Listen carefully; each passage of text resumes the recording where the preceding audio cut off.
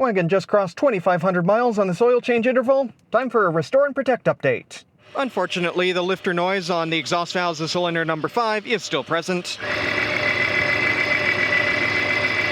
Everything's pretty well up to temperature. Oil might be a little bit cooler than last time, but still very close. Oil blot test, we'll come back to this later. This time, I'm going to be taking not 1, not 2, but 3 separate oil samples. As with the sample partway through the first oil interval, I am pulling out through the dipstick tube, but I'm not draining the oil this time.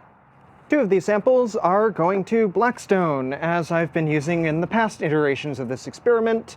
1 I'm sending the normal way, 1 I'm keeping as a backup in case the first one gets lost under a shelf at the Indianapolis USPS distribution center. For the 3rd one here, I'm going to be using speed diagnostics as shown on the experiment with Shoyin's Corolla. Quick recap for those of you just now tuning in. This is my 1998 Volvo V70 GLT, the low-pressure turbo inline 5 B5254T engine. It's developed a minor hydraulic lifter tap. Yes, these earlier white blocks did use hydraulic lifters.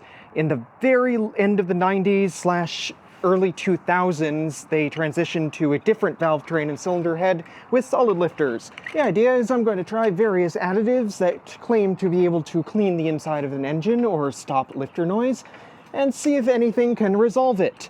I'm sending samples into a lab to get them analyzed, both for my own curiosity and to make sure the engine is not, in fact, self-destructing. In some engines, a lifter noise can be signs that the valve train is chewing itself to bits. In this case, so far, I have not seen any indications of that, so I'm able to keep on testing until the problem is resolved, or at which point the lab indicates that there is a big enough problem that warrants a teardown and replacing parts.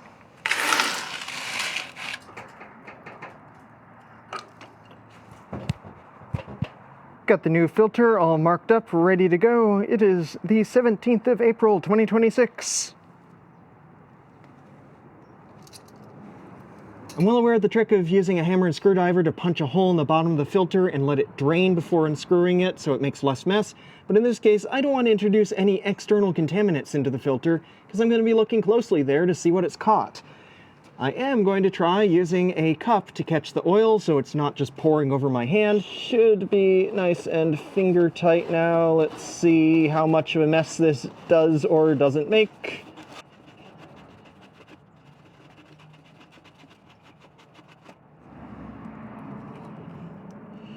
Not bad, except for the hot oil part, but that works. Oil coming out of the filter housing is slowed to a drip. Per request of a few commenters on an earlier video, I'm going to try to stick my borescope camera up through the passages there and see if I can see anything at all.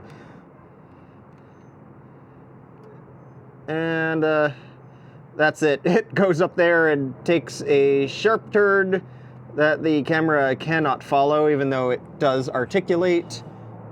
And same deal up the passage here, also makes a sharp turn, so can't see very much other than a lot of shiny aluminum. The inside of this engine is really clean, as far as I can see, without massive teardowns. I've been buying this stuff in the 5-quart jugs, putting it in the 1-quart bottles if I need to have a little bit more precision. This one's already been opened. It's got 3 3/4 quarts in it. It's only a few months old, so not too worried about settling. Though, regardless, I'm going to give it a good shake, as several other commenters have pointed out in previous videos. I got the bottle secured by some multi-purpose safety bricks. Just going to, get back here, funnel.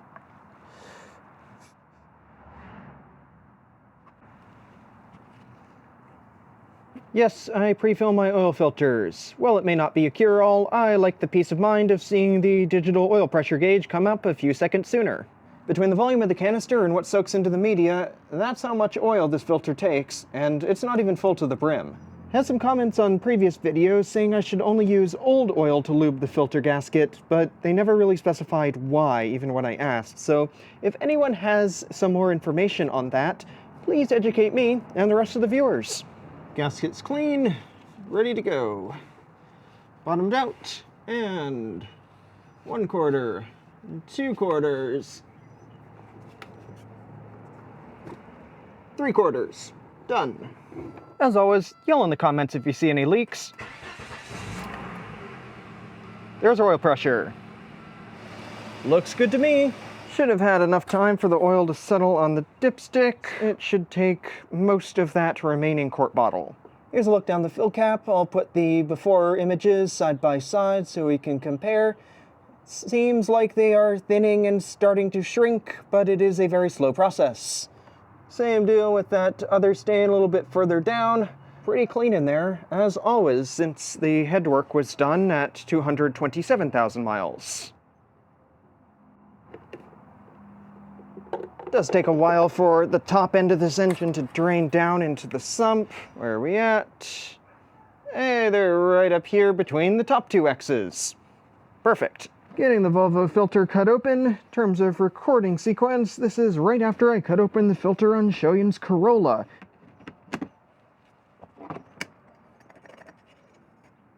Can't really see any accumulated particulates in here.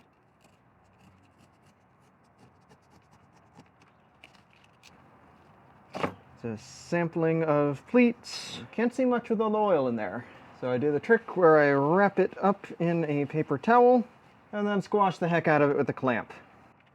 Towel absorbs the liquid, leaving the solids behind where they can be more easily identified.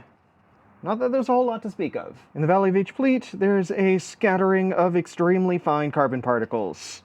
And the amount of carbon is decreasing with each filter I pull, which means there's cleaning going on, and it's getting cleaner in there because there's less coming out. Here's the oil blot sheet, actually a few weeks later, so there's the one I took at the time I pulled the filter, and a bonus 2750 mile sample. Identical behavior to before, oil gradually gets darker, and a soot ring begins to develop. This soot ring is ultrafine suspended particles in the oil, so small they don't get caught by the oil filter, but also so small they slip harmlessly through bearing and cylinder wall clearances, so they really can't do any harm until there's too much of them. The insolubles or soot measurement in the oil analysis reveals just how much of this is in the oil.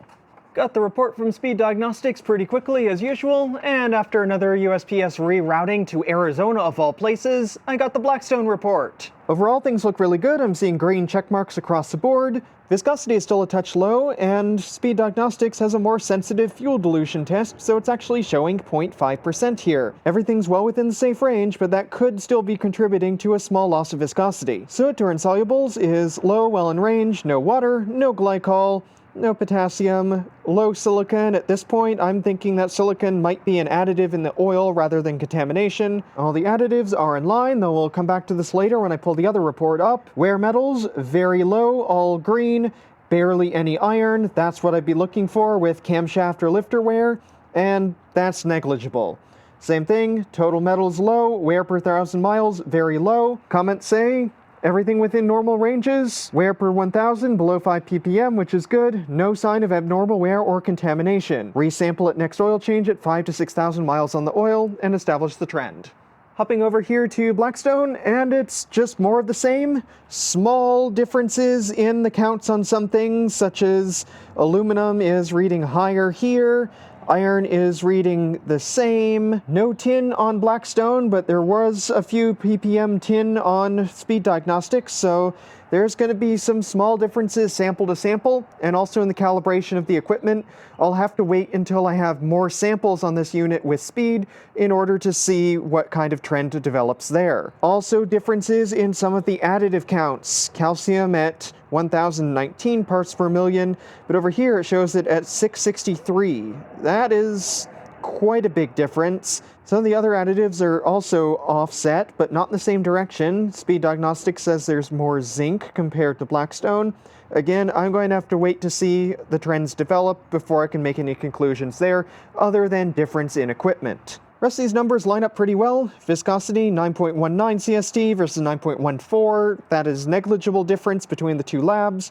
Flashpoint, 420, so that's pretty solid. Actually higher than the ones in the past, so I'm doing something right here. Blackstone's fuel percentage measurement is less accurate at the lower end, so they just say less than 0.5%, just out of range low.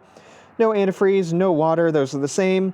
Insolubles or soot, 0.2%. 0.14%, again, that's very close. TBN of 3.3 shows there is some additive left, though my further reading I've seen it suggested that TBN is no longer a super good way of judging remaining oil life because of differences in formulation. The oxidation value on the speed diagnostics report may be a more accurate measure of oil life, though some oil formulations with esters can cause an abnormally high value to be shown here. Comments from Blackstone are more verbose, but it's the same general idea. Not seeing any signs of poor wear that could relate to the lifter noise.